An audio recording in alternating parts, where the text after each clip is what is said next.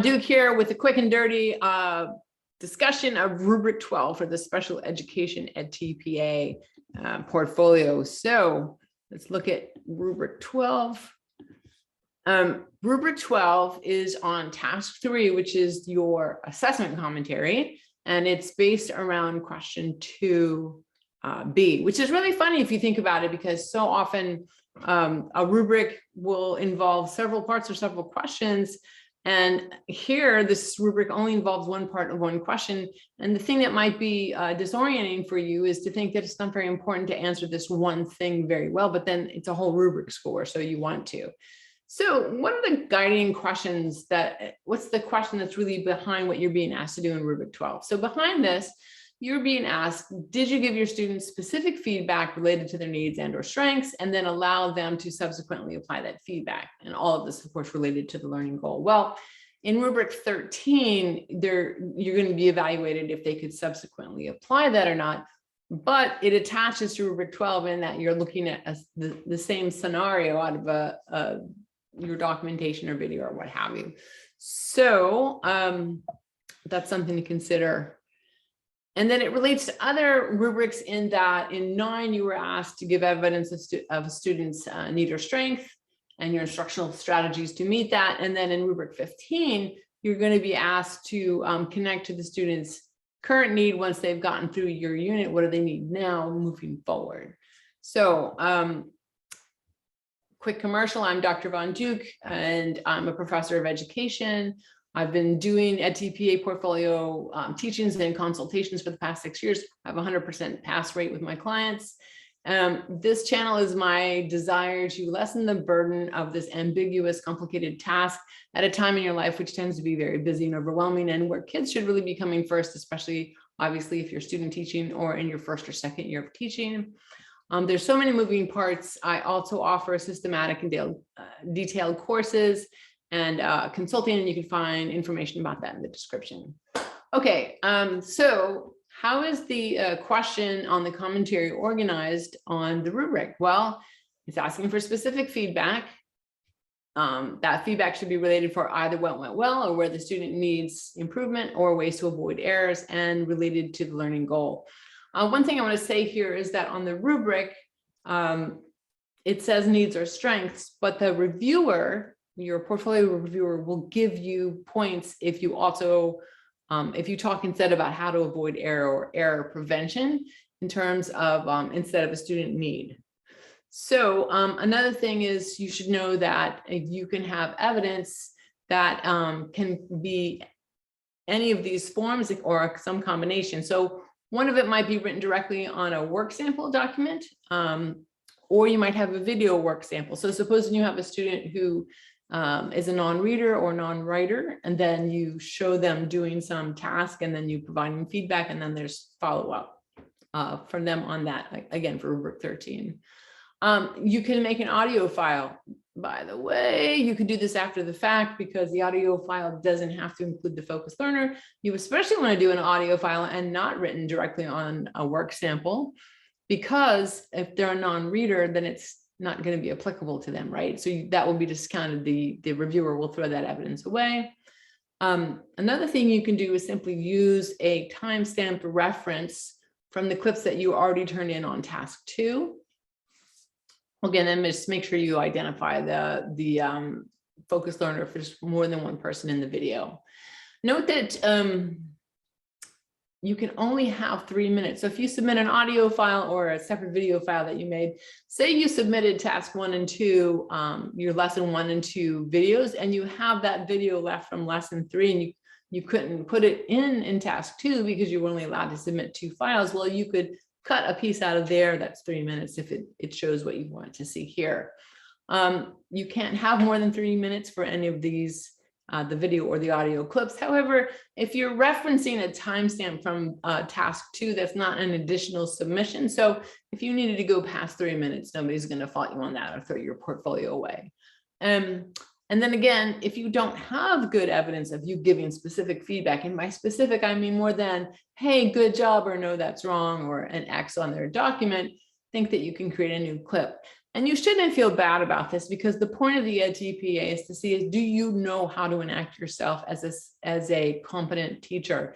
It doesn't mean that you were able to show all that competence with this one student or this one lesson or this particular schooling context that you're in. So it's not that we're trying to cheat or shortchange a student. It's just to show that, yes, I didn't get to do that, or I didn't do that here, but like I know how to do that. Okay, so your strategy is always going to be to connect the dots. So you're going to give specific feedback that's going to connect to a student's need and the learning goal. And that's how you get a 3. That can also be error prevention. For a score of 4, so ideally you want to shoot for a 3, but it's great to have a margin. So if you had all 3s, you'd have a good margin on your portfolio, but you might get a 2 here or there, or a couple of 2s. You might want to shoot for a 4 now and then. Or if you have the evidence easily available, this is my point too. If the evidence is there, use it, get that higher score. If your evidence isn't there, don't fake it, don't stress. Well, in this case, you can kind of fake it, but most of the time, if the evidence isn't there, it just isn't there. So take a lower score on that particular question. This is a great question for you to get as much points as you can, because you have a lot more control here than you did in task 2. So for a score of 4, you have your specific feedback.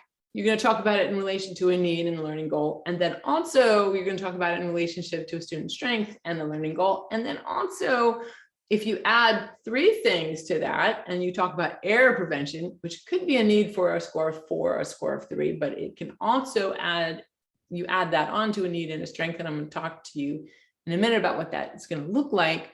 Then that's going to push you towards a score of a 5. And or if you made a connection to prior learning, you reminded the student of what went on before that you're attaching to help them get the learning concept, then that's going to work towards you.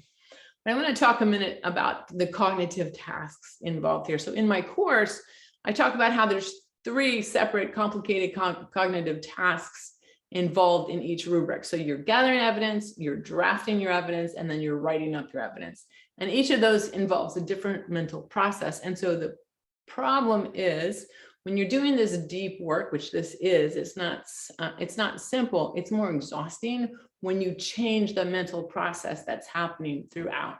So it's a really good idea to take breaks and sort of refresh your mind, come at it fresh the next day, between gathering your evidence, drafting your evidence or locating that evidence, and then writing it up. So your sources of evidence, as I said, you can look at the task 2 videos that you submitted. You can look at your comments and student work. You can create an audio file of you providing feedback to your student. You can make a new updated video, or you can take a clip from a video that you made but you didn't submit with task 2, up to 3 minutes long. And again, you can do this retroactively or post the lesson rather. So you can just show that you've made these comments that are specific to your students and met all these dots without necessarily having said it to your student. All right, make sure you timestamp, mark, or create your specific feedback that you're going to have for this rubric, and then transcribe. Okay, I'm going to talk through some sentence starters. So now in my course, we go through the draft document row by row, and then we're going to write it out. So let me talk to you about the writing it out part. So if I took one row of my draft document where I talk about the feedback, my evidence, and how it relates to the learning objective, and I made a paragraph out of it, this is what it would look like. And in my paragraph, I'm going to connect the dots. Why you want to do this is because it hyper focuses on your evidence, which is what the reviewer is looking for. It minimizes your word count. It's a pretty generous word count, but it is limited. And that's it. That's all I can think of right now. So I provided so if we're talking about a student's strength, I provided my student with specific feedback related to his strengths, saying you did a great job underlining the most important evidence in the passage. This is visible on worksheet 2. That's where your evidence is. You can see that my student was able to correctly find each piece of textual evidence in the passage and underline it. My feedback reinforces the focused learner's successful skill related to the learning objective to correctly cite textual evidence. And then your fill in the blank version is, I provided my student with specific feedback related to his strength.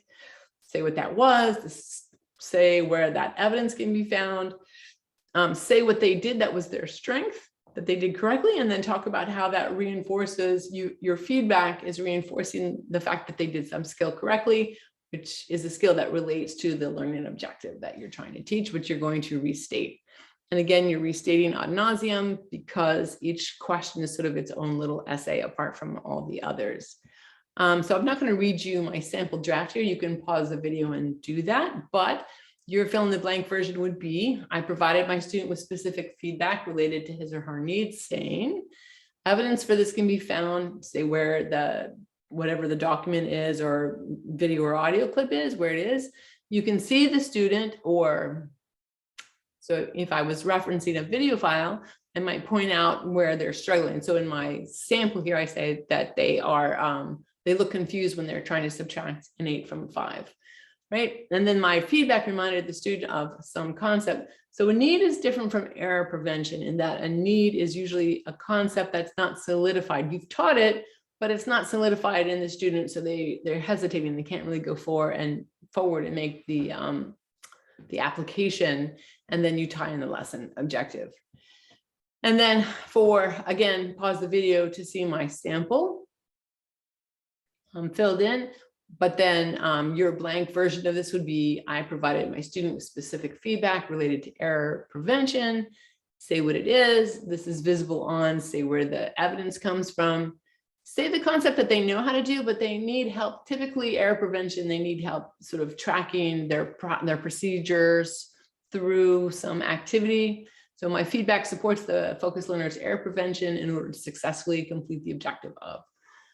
So just restating that. A little commercial here, because the EdTPA comes often at a very mentally challenging time in your life and it's a bit obscure. Only you know the answer. If you can walk your way through it successfully, you're going to need about half 2s and half 3s in most states. 2s are pretty easy to obtain, 3s are not. And